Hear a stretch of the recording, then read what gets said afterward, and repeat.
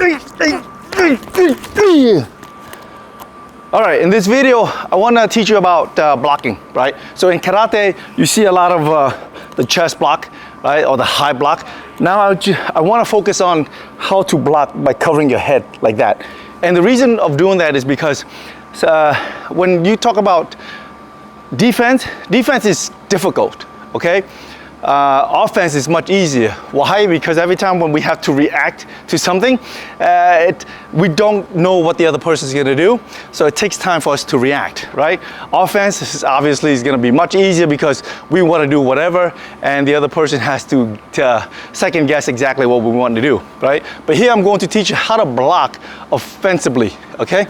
How to block offensively, and what that means is instead of understanding where he's gonna punch, the intention is to get into him. Okay, come on in, Daniel. Okay, psychologically, for any kinds of people who's gonna come toward you. So let's say if he runs towards me and I do this, he's feeling confident, right? But when he runs towards me, go, and then I do this here, what happened is he steps back a little bit, right? Because now he's wondering what exactly you're gonna do to him, okay? So this is very important. But then also when he runs toward me, and I run toward him, you can see in his eyes, he's like, oh, he flinch, and he wonder, okay, exactly, what am I gonna do back to him, okay? So in this video, I want to focus on how to block by moving toward your opponent. But then at the same time, when you move toward your opponent, you don't want to move toward your opponent. So let's say if he's punching that hand and I move toward him, block that way, it's good when you are anticipating, and because I told him to punch that hand so that I can move forward and block like that, and trust me, it creates a lot of power. But only because I knew and I told him to come toward me like that, okay?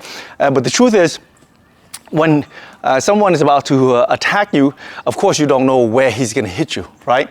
So he's gonna be swinging for the fence. And usually when people swing for the fence, they just do like that, right? So let's say he swing for the fence. I cannot, anticipate where he's gonna punch for me to block like that, right?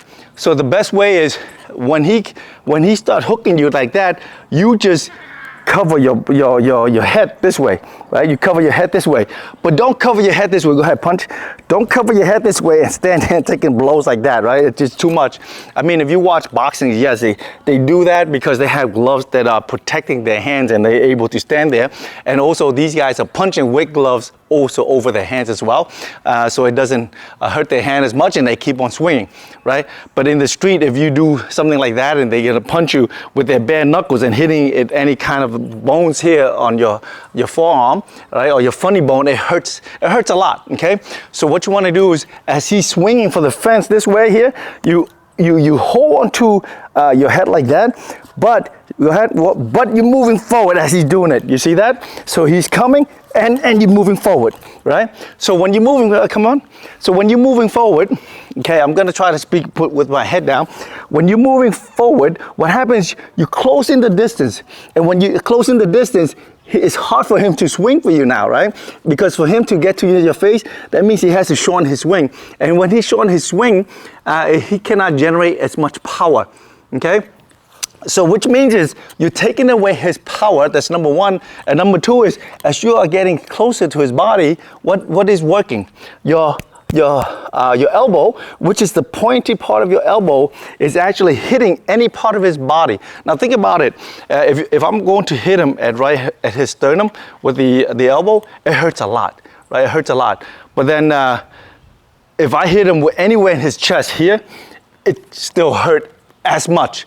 Okay, so it doesn't matter how I'm going to or where I'm going to hit him, it's still going to hurt as long as I charge forward. So what I mean is, again, if he hooks me here and it hooked me, see how I'm going forward, and as I'm going forward, you see that? My elbow just hit him right into his body. Okay, so this is what we call offensive blocking.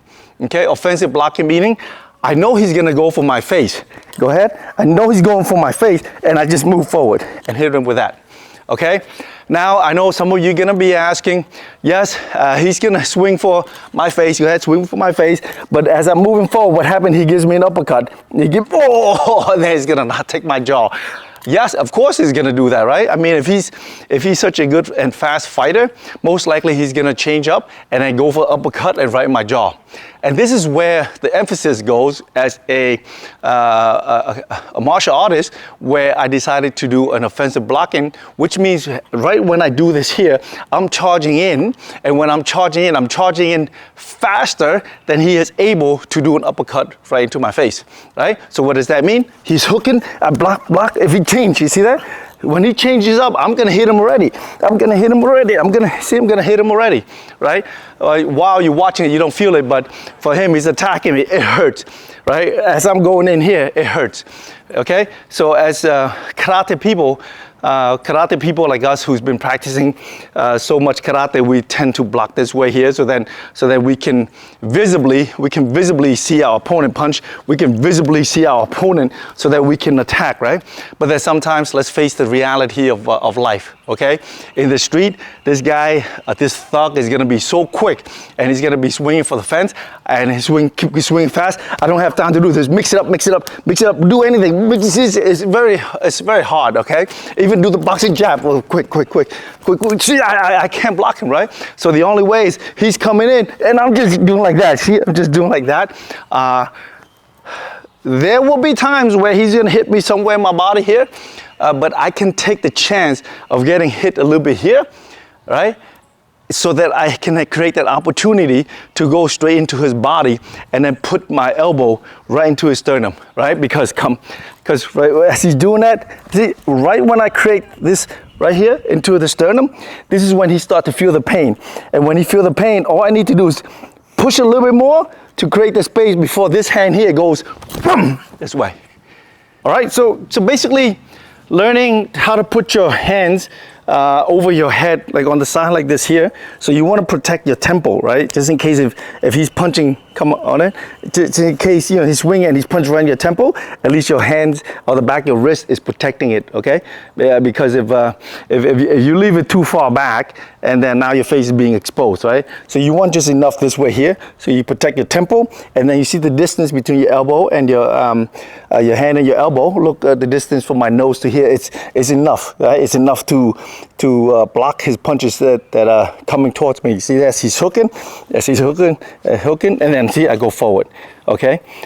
So it's very important to not put too much in the back, too much forward, okay? Because you want to protect the temple. This is where people knock you out, is because they hit you right to the temple, okay?